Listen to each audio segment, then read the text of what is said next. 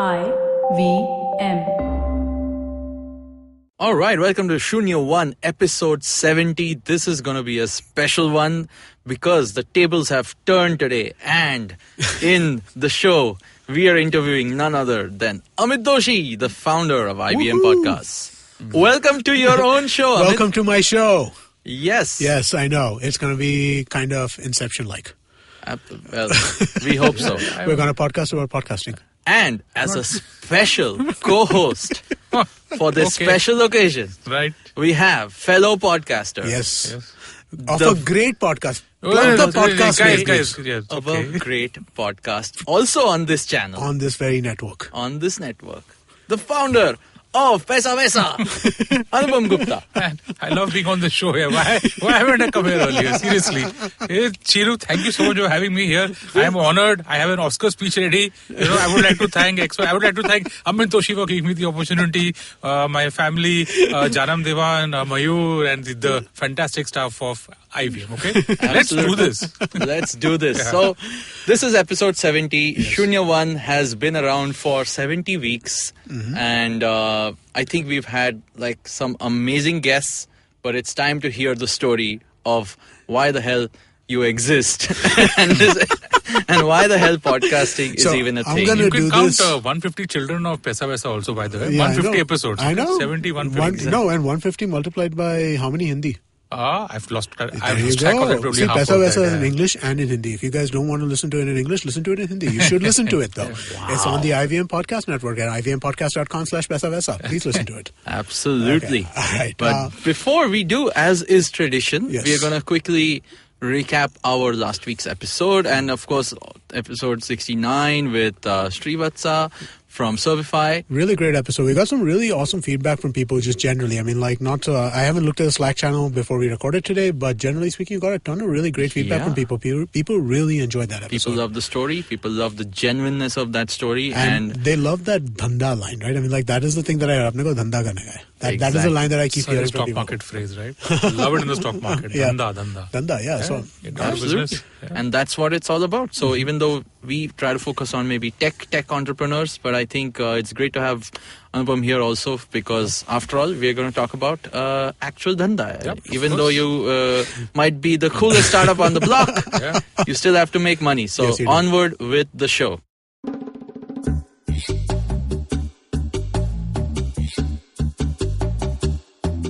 All right, welcome back.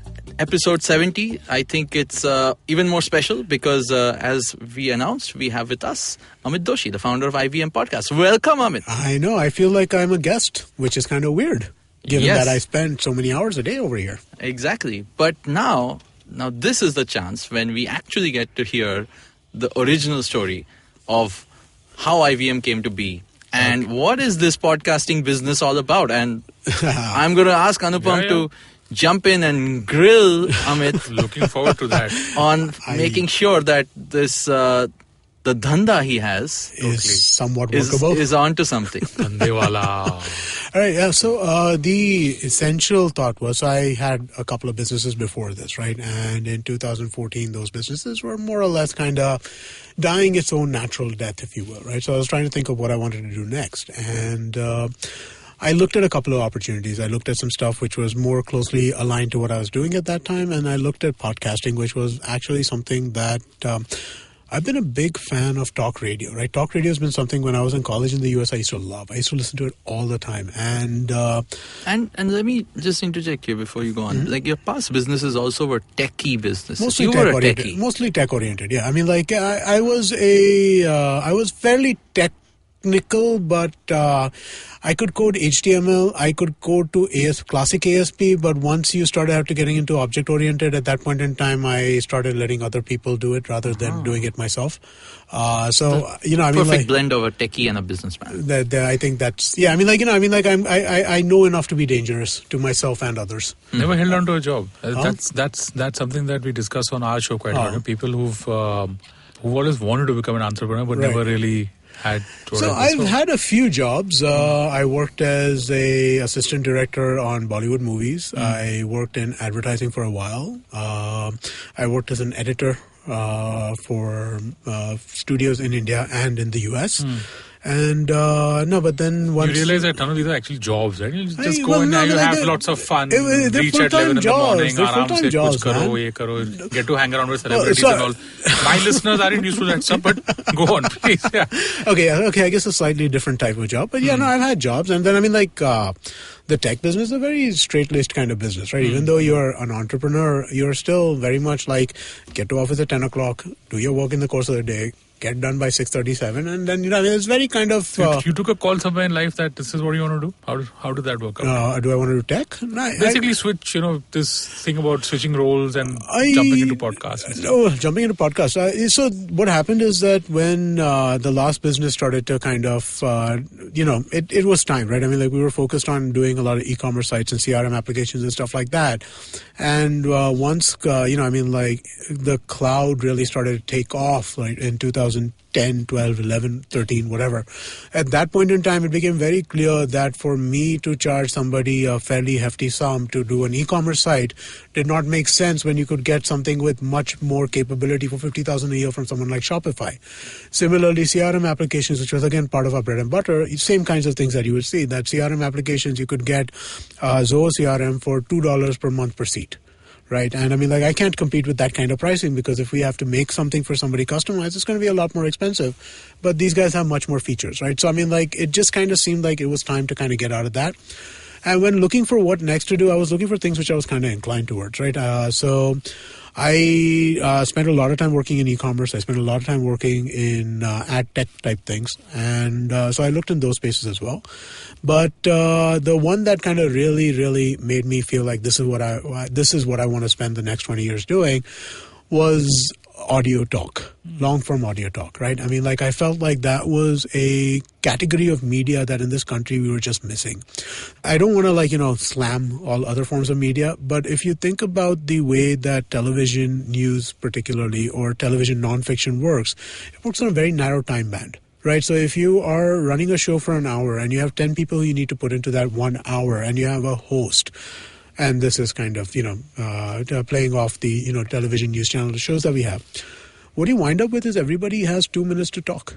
Yeah. I mean, like that's essentially it because the host is going to talk for 10 minutes. You're going to have 20 minutes of advertising in that hour. You're left with another 30 minutes for the 10 people who are there. You're going to have some talk over, crosstalk, whatever. One person is going to be a VIP, is going to get a little bit more, and everybody else is going to get a minute or two. And that does not seem like a very great way to kind of generate informative content. That's a great way to kind of make you feel good about your team. Right? I mean, like whatever your team might be whenever you're watching one of these debates, right? It's a great way to make you feel great about that, but it's not a great way to kind of get deeper conversations going, get more informative stuff, right? And that I feel like is something that we need in India. We were missing a little bit. And so it seemed like it made sense to kind of get into all this. of this on mainstream TV has pretty much been ruled by the polarization topics, right? That is, like well, politics I and think, sports and...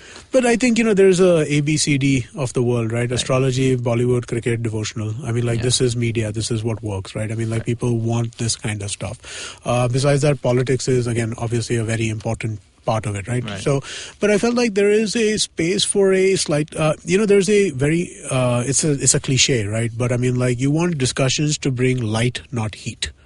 Right. And it's a cliche, but I mean, like, it's a cliche for a reason. And I think it makes a ton of sense that we don't have enough discussion in India that brings light to a subject rather than bringing heat to a subject.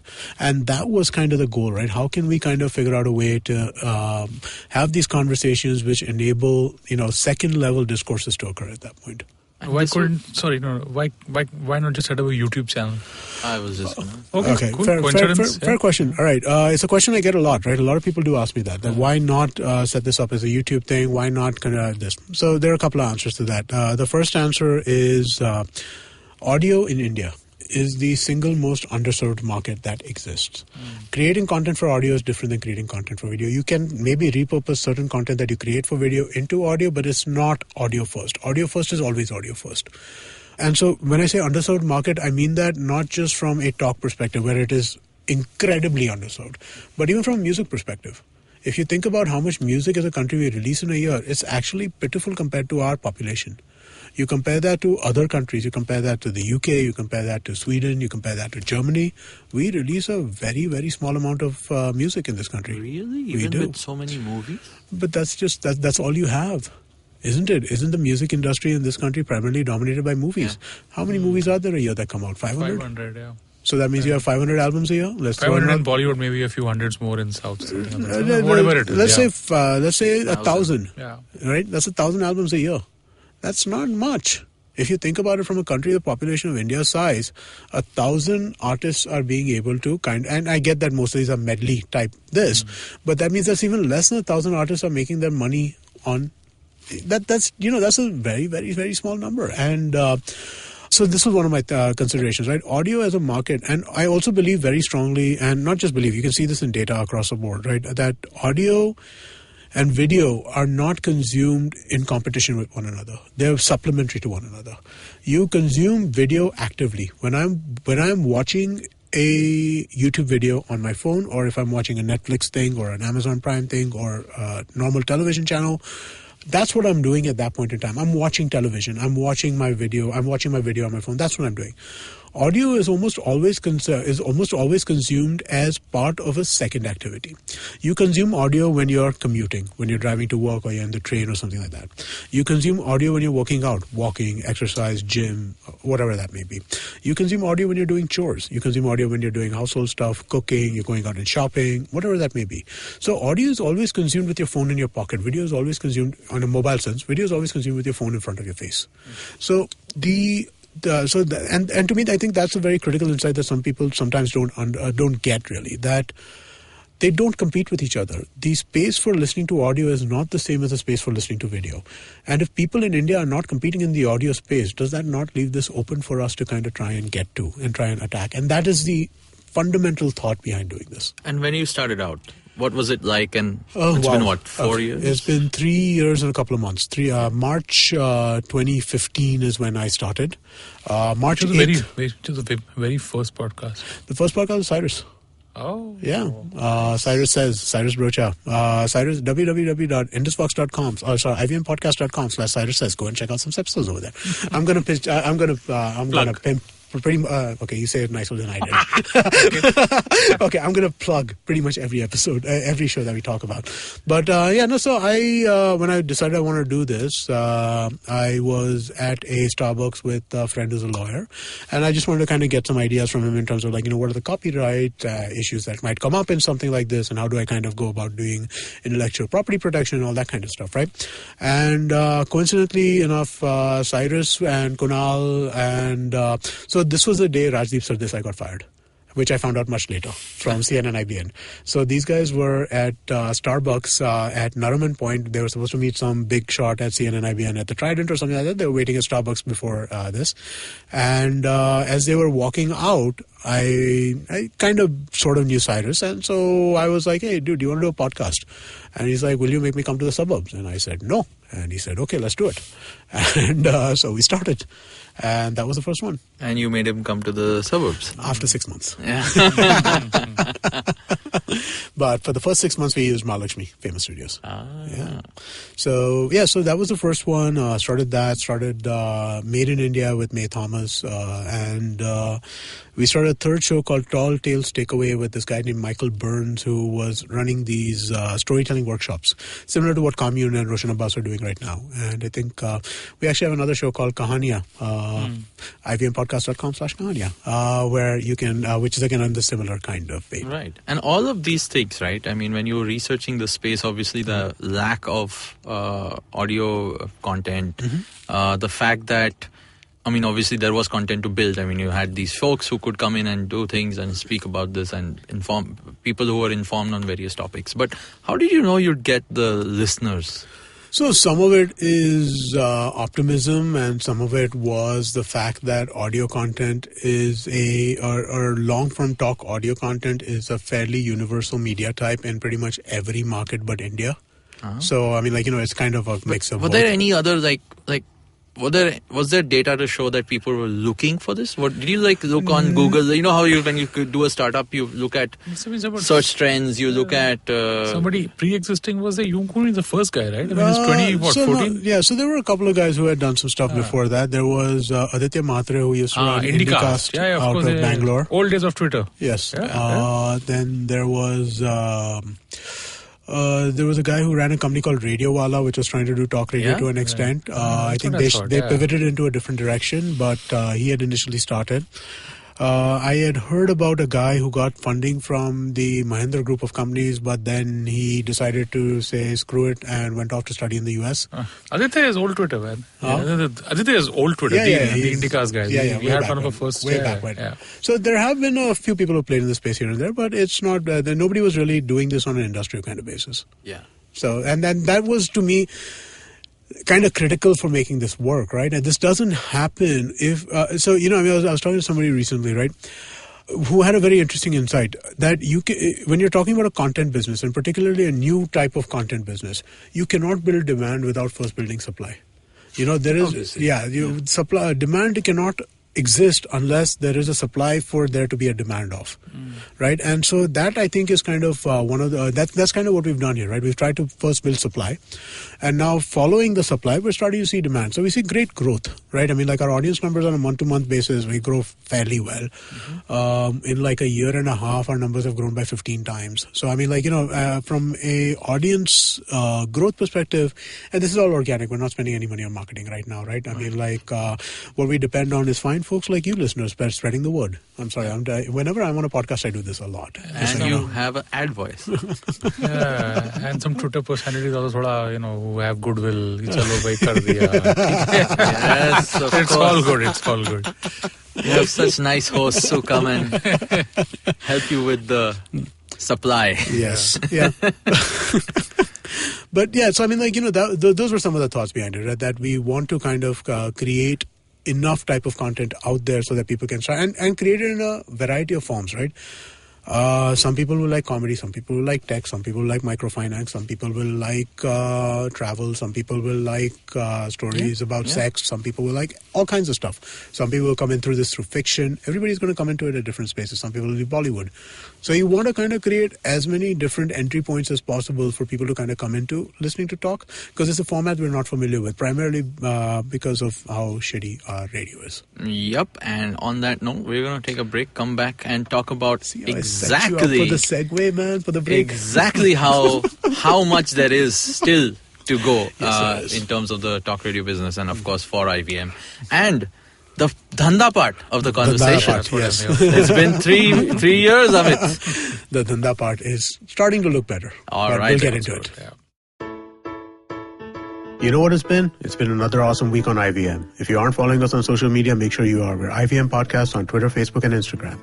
On Cyrus Says this week, we have comedian Adar Malik. Adar also hosts a show called Sunloji. You should check that out as well. But on Cyrus, he talks about everything from theater, family heritage, and sings a comedy song. On IVM Live, Sharanya and May are back to join the gang to talk about their favorite subject, rom-coms. On the Pragati podcast, Pawan and Hamsini discuss how and why the fall in the Indian rupee is connected with developments in Turkey, with co-founder and fellow at the Takshashila Institution, Narayan Ramchandran.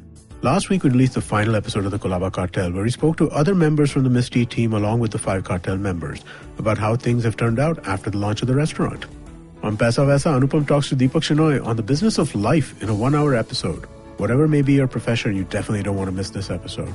On the Kinetic Living podcast, Coach Urmi talks to Kanish Surka. Kanish shares her thoughts about her fitness motivation and more. And with that, let's continue on with your show.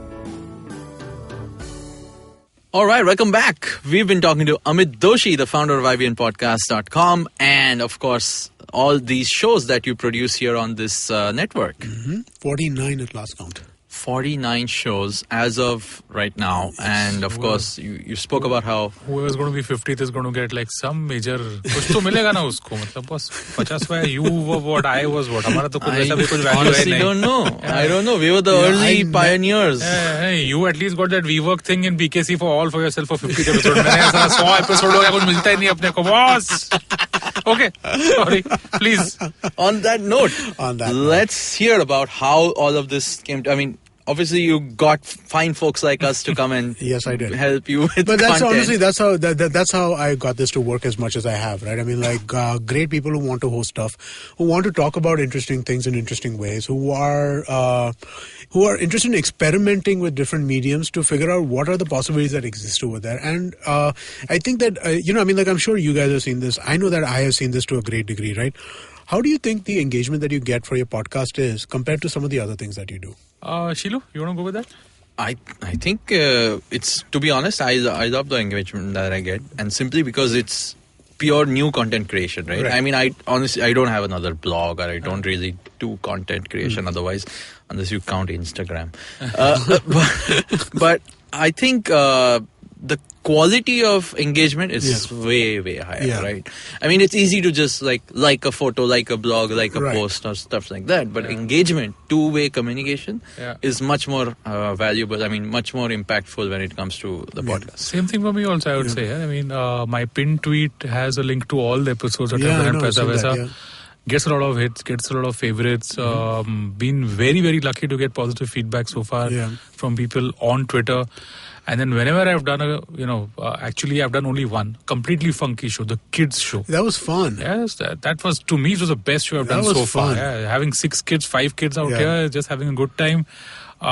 Introduce a total new set of people to podcasts. People who never heard before. Awesome. So the reason why I asked that was not simply to kind of like, get you guys to say nice things about us. Of course. But I'm glad that you did say nice things about us. But I mean, like, the point was that kind of what I've seen with this medium particularly, right, is that the people who are listening to this kind of content, they get so enmeshed with the people who they're listening to with, right? So people who have heard all 70 episodes of Shunya One, they think we are really close friends with them, and we are close friends with you guys. But they think we're really, really close friends of theirs. I'm sure you see the same thing with listeners, my listeners, I just love all of them. I totally agree. They're with amazing you. people. They're awesome people. They're the best. They're smart, handsome, beautiful. I mean, like, all of that. But I mean, like, just like we are behind this screen, you can't see. Says George Clooney over here. But what I'm trying to get to is that there is this feeling of connect that happens when people listen to your voice over extended periods of time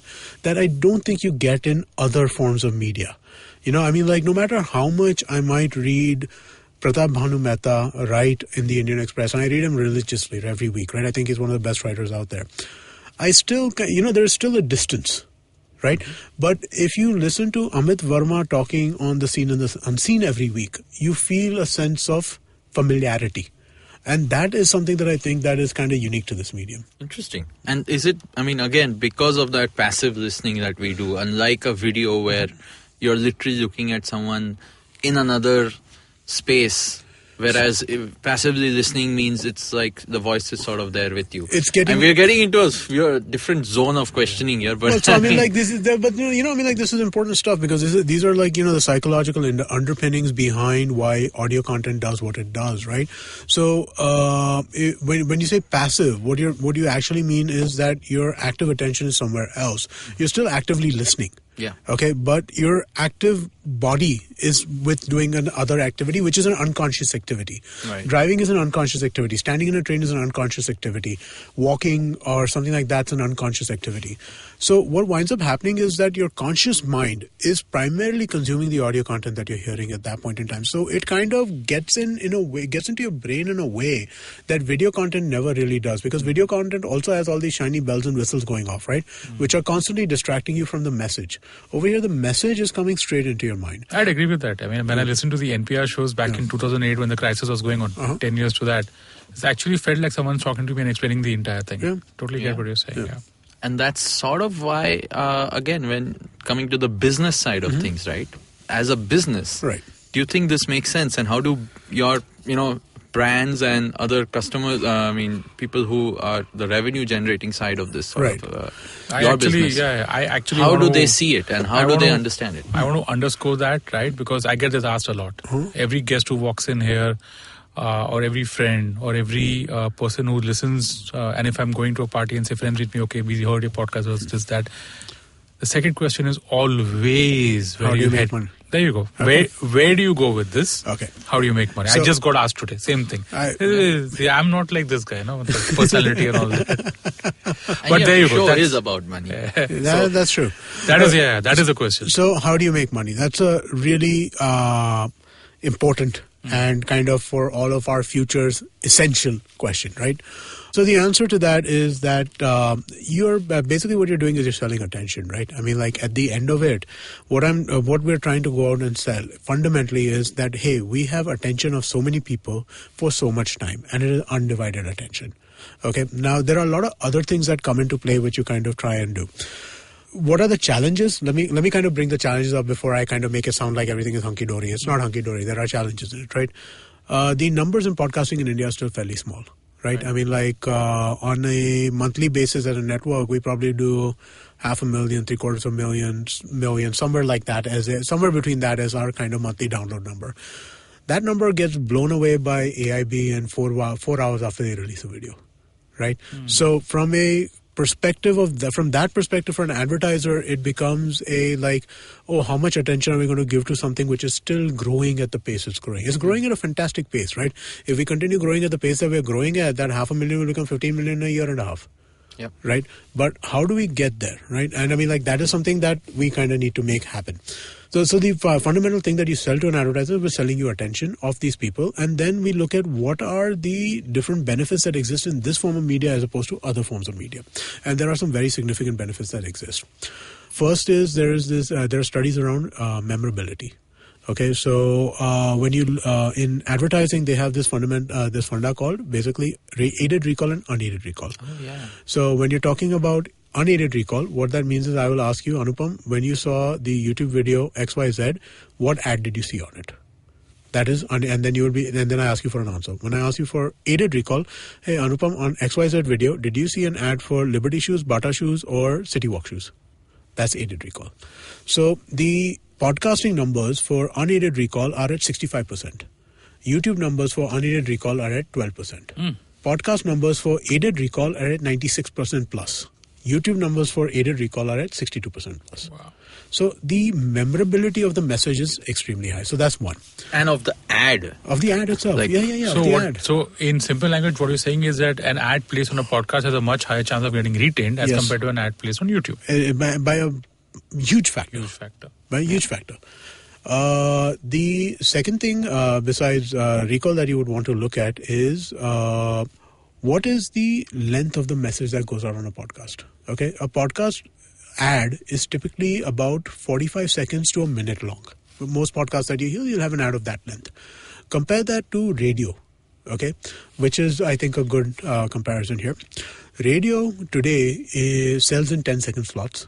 The average amount of time on radio for on an hour is about 30 minutes of advertising. That is a number that I have gotten from a couple of radio people who have done the studies. Wow. Wait, so whoa. Half of radio is advertising. No wonder. Sir, when I go for when I'm going to office and I'm putting on some FM channel and all I hear is ads there. Yeah. Omkar, remember Omkar, Ultimate. Okay, nothing against them.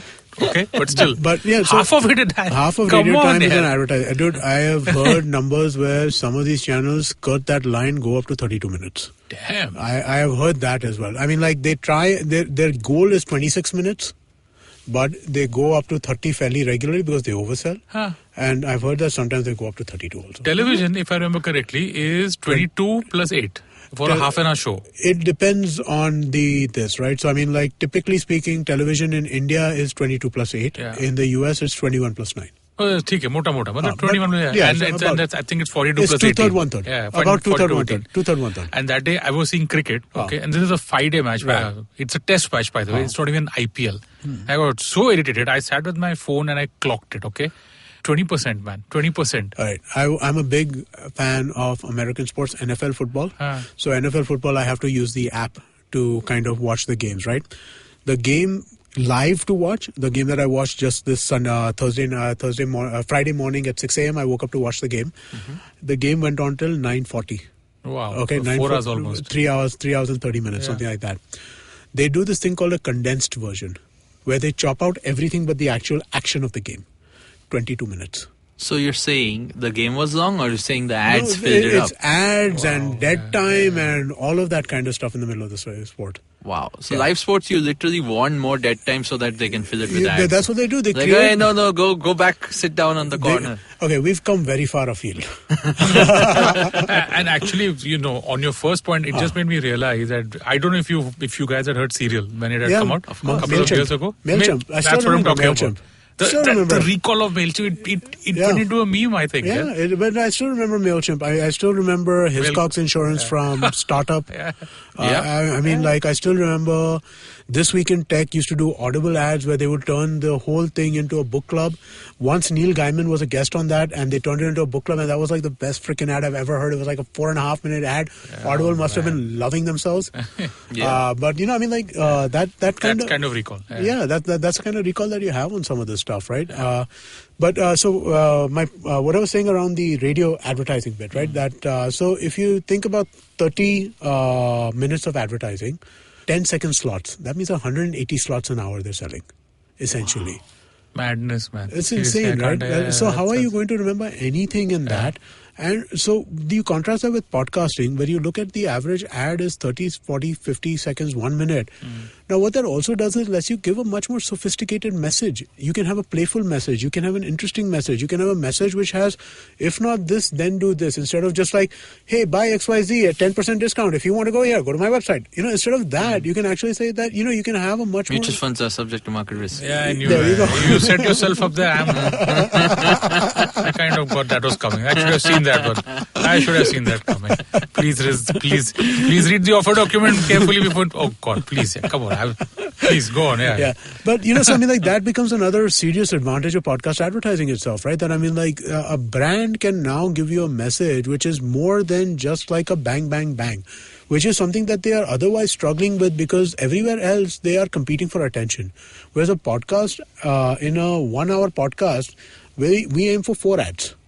Right? Not that we're selling any. If there are any people listening who want to advertise, please contact us. But in the meantime, we aim for 4 ads in an hour.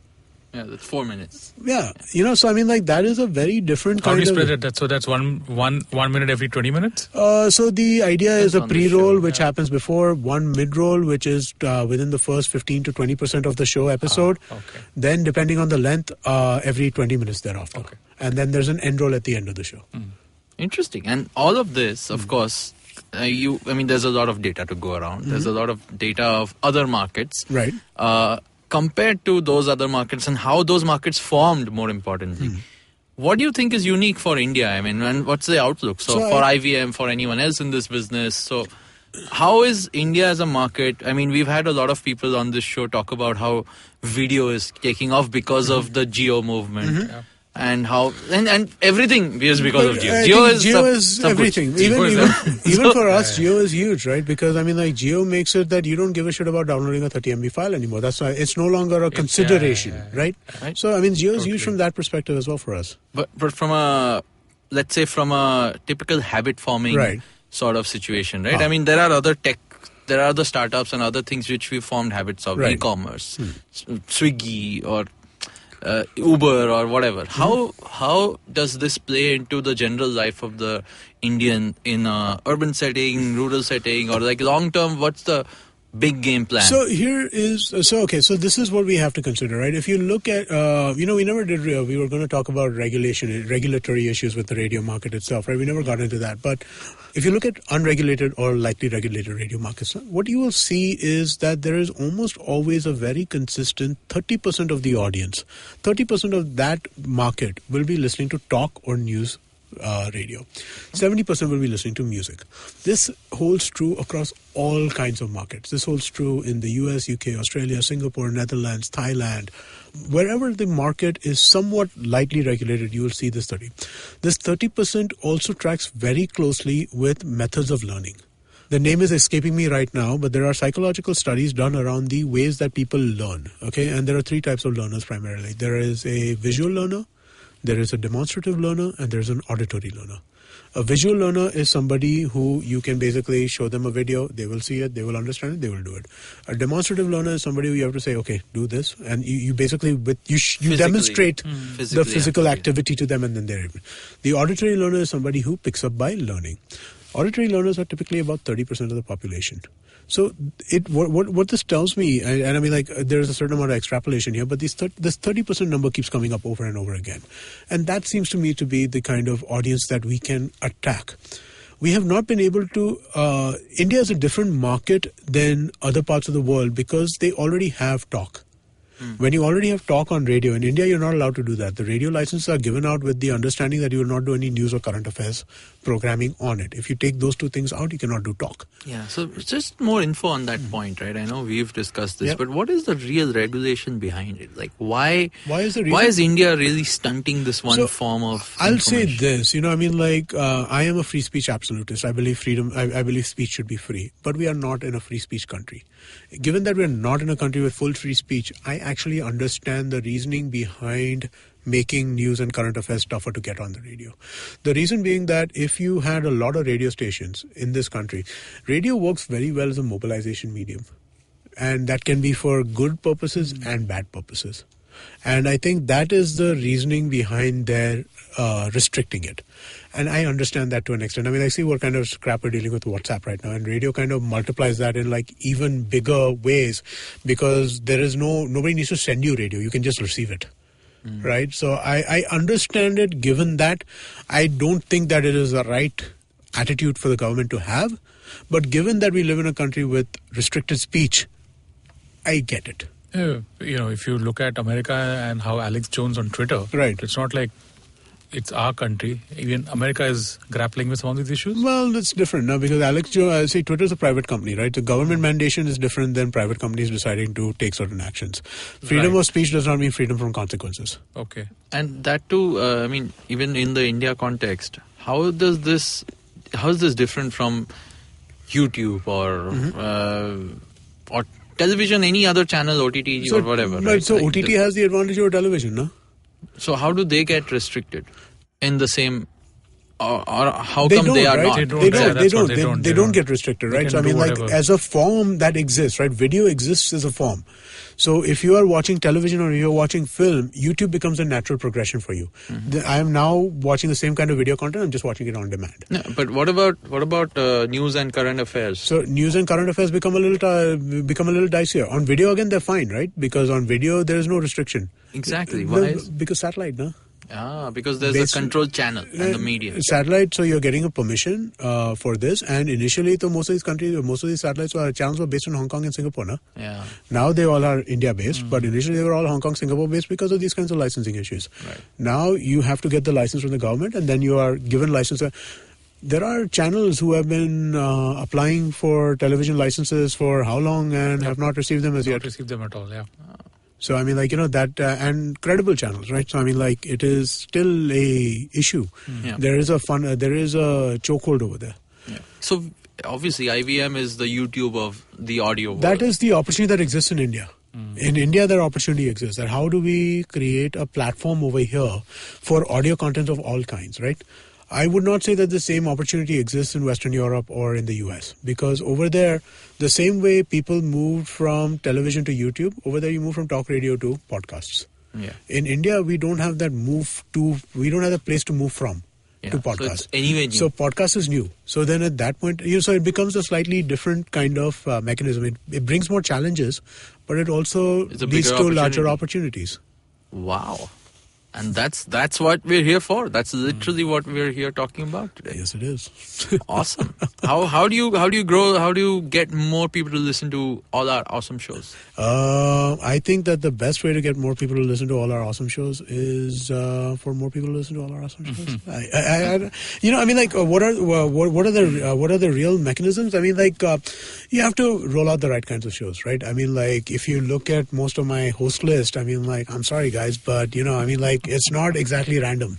It's not just that. It's hey, all I like part of the guys. plan. Can you show off? Come on, it's us. Show off. No, but I mean, like, some of it is that you want people who are smart, who can talk well about the things that they want to talk about, and do not need a script in front of them.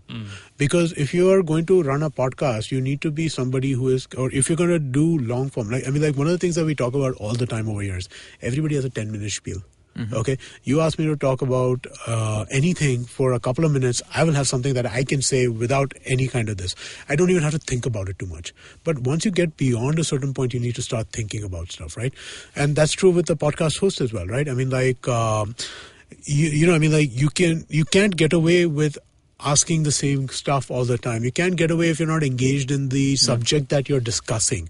You can't get away with that. You just, podcasting requires expertise, subject matter expertise on behalf of the host. You just can't fake that. Yeah. And that's part of how we've kind of tried to approach this. We look for people who already have a certain amount of following. That is something that you do look for, right? I mean, like Anupam is like king of Twitter. Oh, the king of Twitter, B50. Hardly. Please.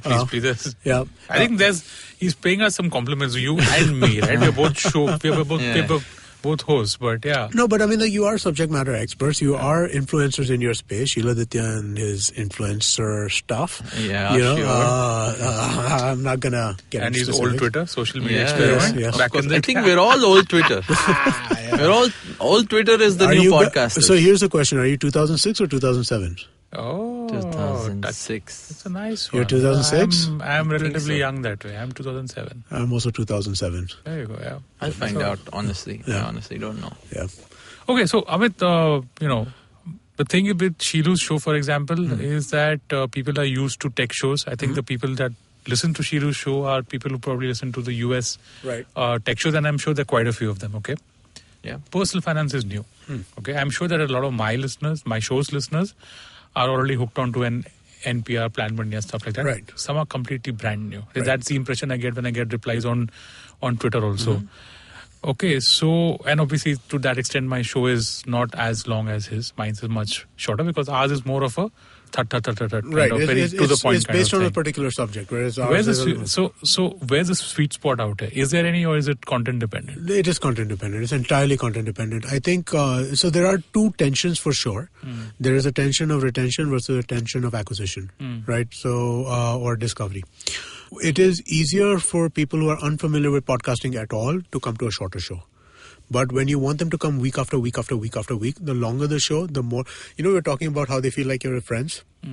The longer the show, because, again, our show is more casual, right? Yeah. We're not really question-focused. We kind of just see what people say. Based on that, we kind of jump into other things and that kind of this, right? So it kind of gives a... It gives a feeling of, I want to hang with my friends. I want to hear what my friends are talking about.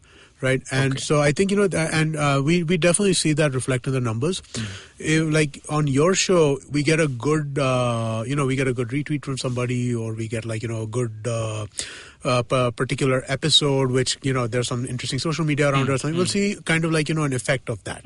On our shows, we don't see so much an effect of that on a one-off basis. But what we do see is that the people who are listening on the Shunya One are coming every week, no matter what. Okay. The other question is that in my area, which is personal finance, which I do the show on, a lot of people are interested in having their own podcast. Okay? Do you want to tell what show that is? Do you want to name the show one more time? Just you want to plug it? You want to plug it? Just so that people Paisa know. Paisa Vaisa. There you go. Paisa Vaisa. That's the one. Website? IVMpodcast.com/Paisa Vaisa. I've had this conversation with some of my guests, some of my listeners. In fact, another high point for me was when one listener actually came to our studio. Right, yes. And co-hosted a show. Yes, fantastic. To me, that's just...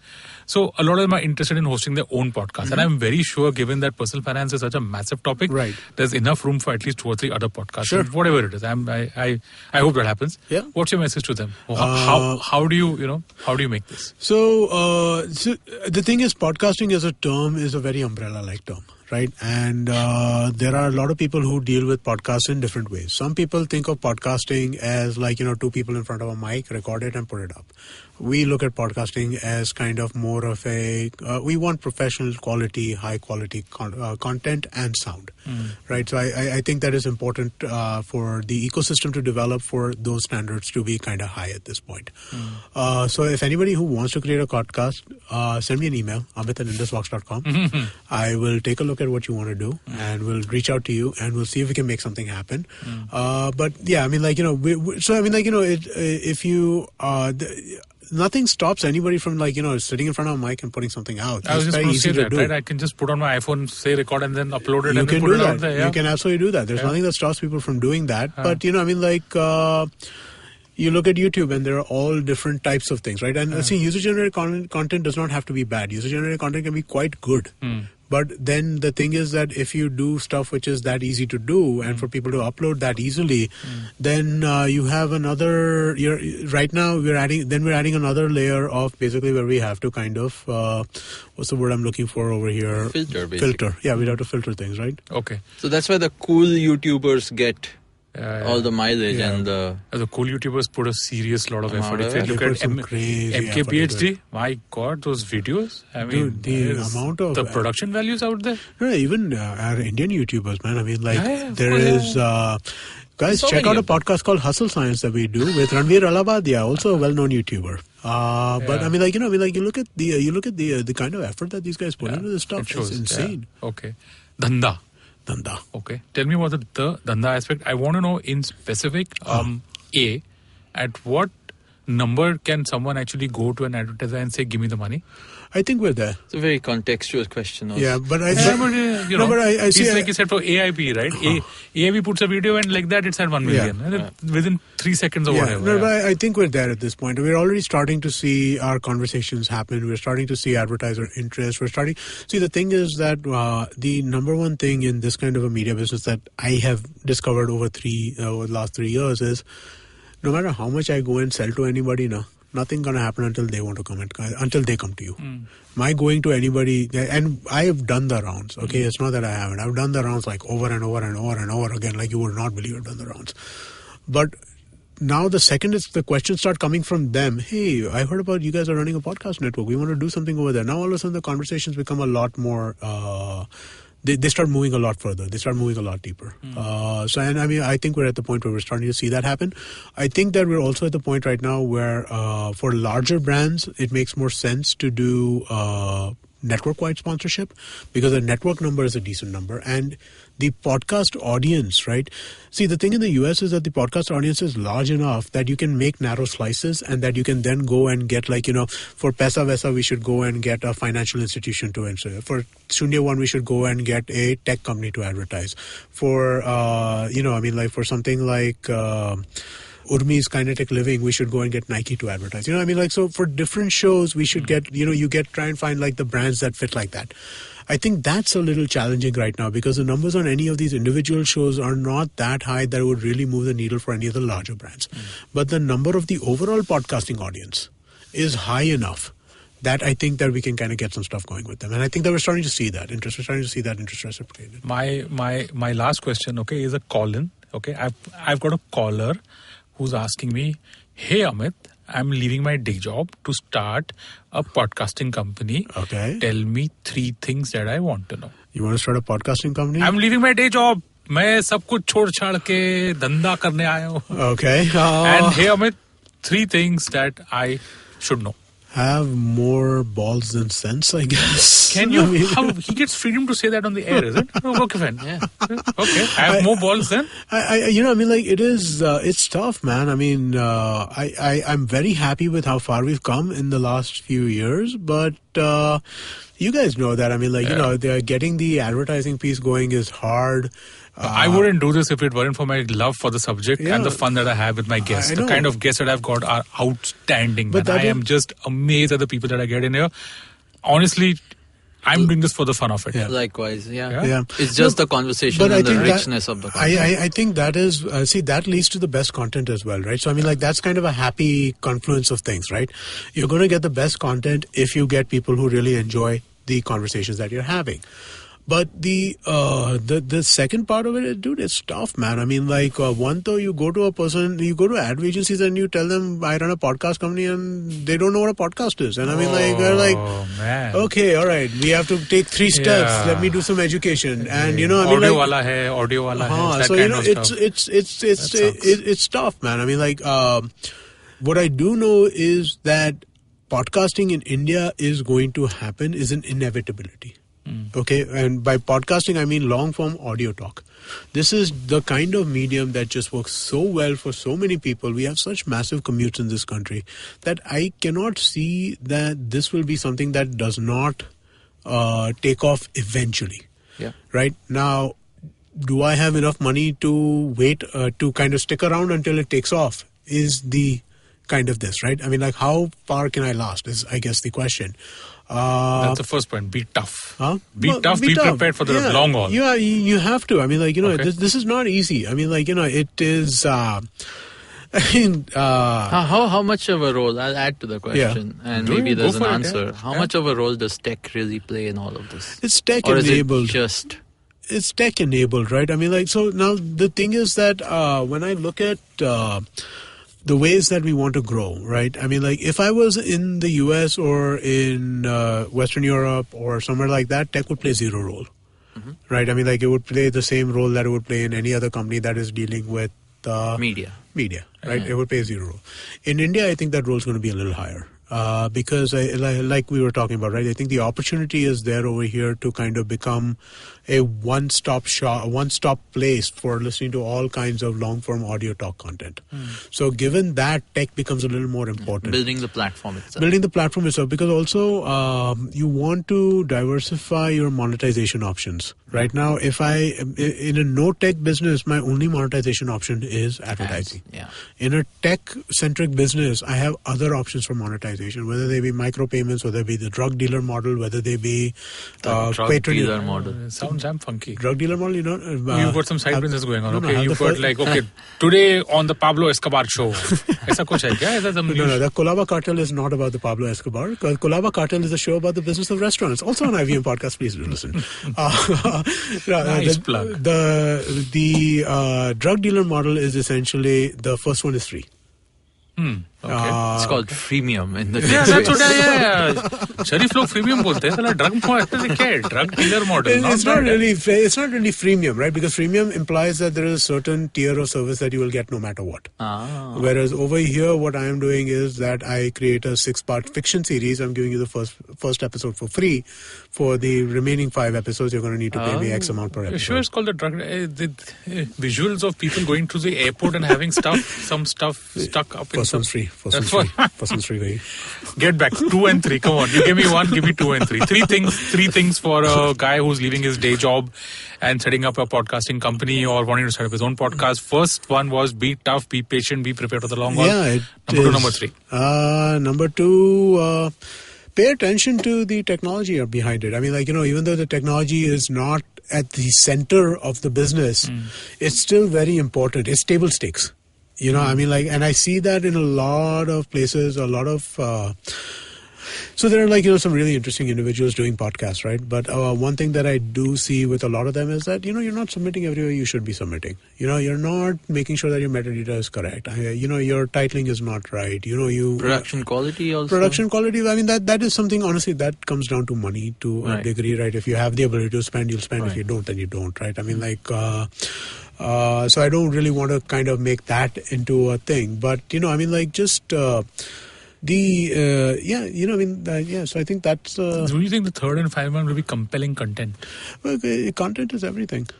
How does one make compelling content? I mean, for you, since you've got 50 shows, you want to be some authority on how to... No, so I mean- it doesn't happen by accident. It doesn't happen by accident, but you have to let stuff evolve a little bit, right? I mean, I was telling somebody about this recently, right? So at this point in time, I've been on a shit ton of podcasts, right? I mean, like, besides the episodes that we've done here, I've probably done 100 episodes with Cyrus. I did the Colaba Cartel podcast. I did another one called the Empowering series. I've been on a ton of podcasts at this point.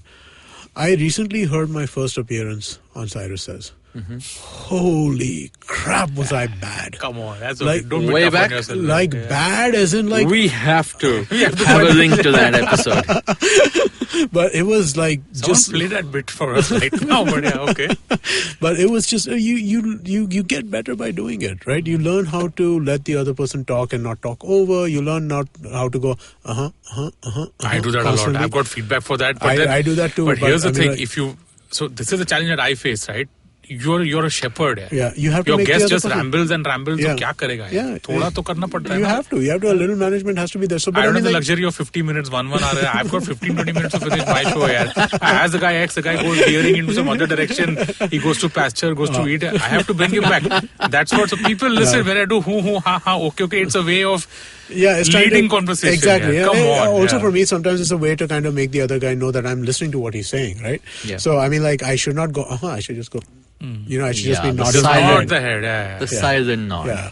Listens for me also. Okay. But, I mean, like, Point noted, it is just, you learn by doing, man. There's no other way to learn this. It's not like there is a school for podcasting, right? It's not like there are, like... Unless Amit starts one. Maybe in a year. if Consulting faculty at if Geo the money Institute. runs out.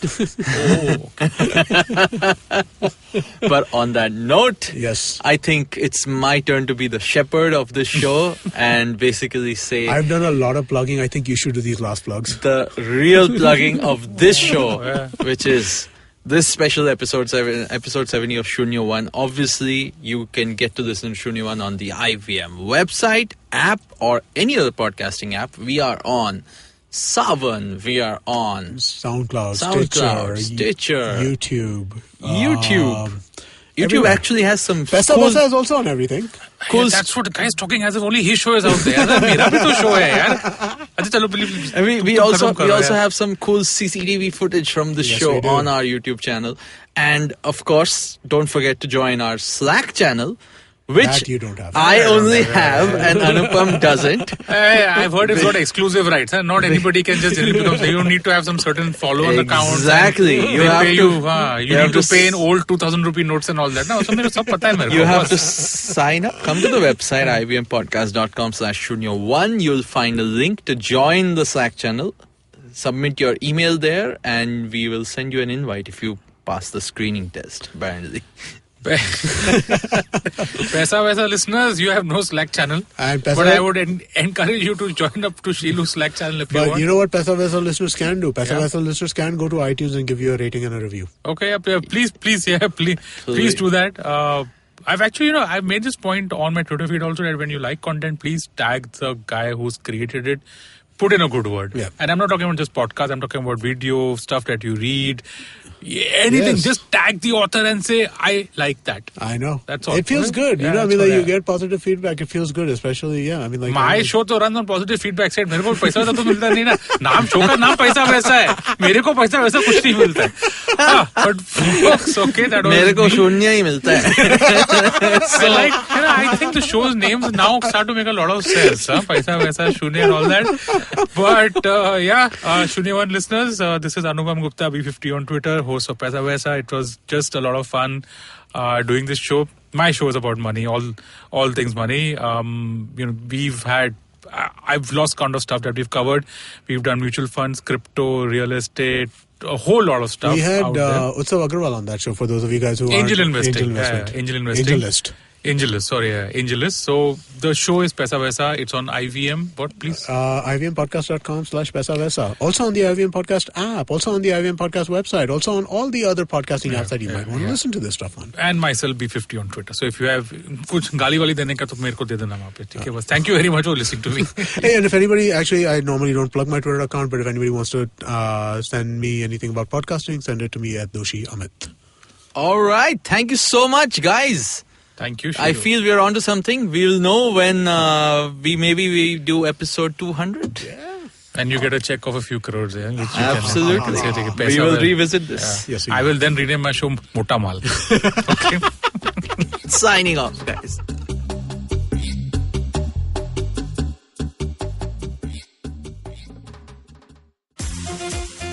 Long, long ago, not in Bethlehem, but in a place nearby, there was a wonderful birth of a huge show, which I like to call Cyrus Says. A show that encapsulates everything in human history, from the first Homo sapien to the last Homo sapien, who's traversed the entire world and then come back to India. This is a show which tells you everything about everything. If you want to know, avoid Google, come to us. It's called Cyrus Says. Get new episodes every Monday and Thursday on the IVM Podcast app, website, or wherever you get your podcasts from.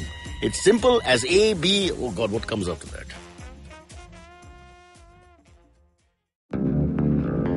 Did you know that Parsis in Mumbai, instead of being left at the Tower of Silence after they die, are now cremated? And why? Because a cow fell sick in the early 1990s. Did you know that the smog in Delhi is caused by something that farmers in Punjab do and that there's no way to stop them? Did you know that there wasn't one gas tragedy in Bhopal, but 3? One of them was seen, but 2 were unseen. Did you know that many well-intentioned government policies hurt the people they're supposed to help? Why was demonetization a bad idea? How should GST have been implemented? Why are all our politicians so corrupt when not all of them are bad people? I'm Amit Verma, and in my weekly podcast, The Seen and the Unseen, I take a shot at answering all these questions and many more. I aim to go beyond the seen and show you the unseen effects of public policy and private action. I speak to experts on economics, political philosophy, cognitive neuroscience, and constitutional law so that the insights can blow not only my mind, but also yours. The Seen and the Unseen releases every Monday. So do check out the archives and follow the show at seenunseen.in. You can also subscribe to The Seen and the Unseen on whatever podcast app you happen to prefer.